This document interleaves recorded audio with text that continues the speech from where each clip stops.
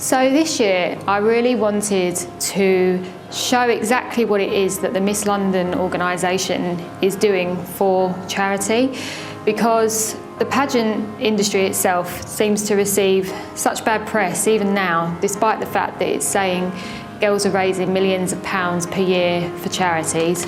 It still doesn't seem to be hitting home, and it's this point about pageants not empowering women. So I want people to realise exactly what it is that Miss London itself is doing, particularly for St Christopher's Hospice, who is our chosen charity again for the second year running. In total, my pageant so far has raised £42,000, and this doesn't include what's been raised from this year's contestants. I'm just so proud and honoured to work with these wonderful women who want to give back so much more than what they're getting given in.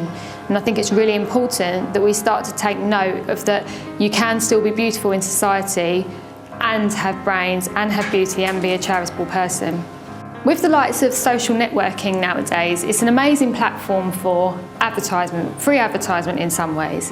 And every day we seem to see more and more links to, will you fundraise for this? Will you help me fundraise for that?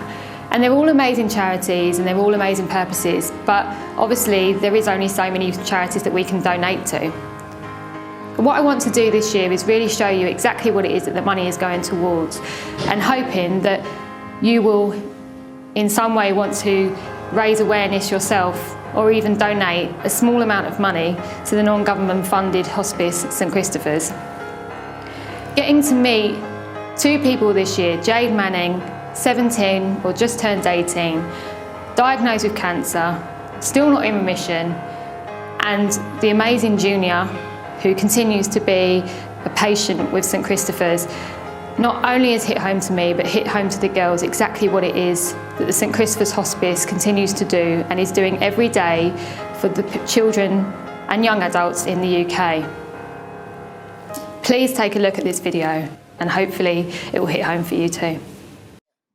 And do you mind me asking how you got ill or what happened? No, that's fine. I had bad leg for 8 months, so I went to physio and all that, and the doctors just thought, oh, you're a dancer, so therefore you've just pulled a muscle. How were you ill? What did you? I found out that I had sarcoma cancer in the pelvis, so it's bone cancer. It's quite rare. I think it's rare. I didn't hear of it before, but yeah, I had that. I have 6 months of chemotherapy. So every 2 weeks I'll have a 3-day one and then 5-day one. So your treatment, how would you rate it out of 10? Would you have said it was good treatment? Oh yeah, I had great treatment. All the nurses were lovely. I had loads of support, St Christopher's Hospice, they offered loads of support. Not just for me, I had a nurse that always come around just to check up on me. They weren't just for me, it's for more for my siblings. She was always asking about, oh, how are your siblings? Do you need me to come round? When someone does say to you, you've got cancer, what do you think? What's your initial thought? I think that's the end of the world then, don't you, really? And how did you feel about your mum and dad? Did you feel awkward or? No, I didn't feel awkward. I felt a bit sorry for them, but I didn't feel awkward. My dad was really good, and so was my mum. My dad, they never left my side or anything. There's always one of them was there. They always made that work. My dad ran around for me. From Jade one day to Jade the next day, walking down the street with no hair, did you find a lot of people look oh my gosh, I feel so sorry? Yeah, you get lit, especially when you're in the summer when you have your headscarf and stuff. It's such a statement that you can just tell that's what they've got. In terms of staying strong then, and as I say, this zest for life and that, do you get a little bit annoyed when you do see people just moaning about mundane things? Yeah, it bugs me. And do you find now you don't? My friends do it and I bite my tongue and I'm sitting there really sharp. Yeah.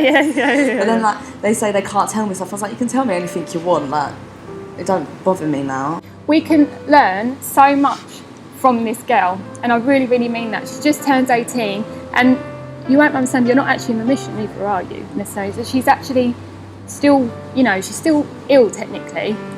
Your life is amazing. You should continue to have zest for life, and Jade is a complete example of that, and I think we really need to give her a round of applause.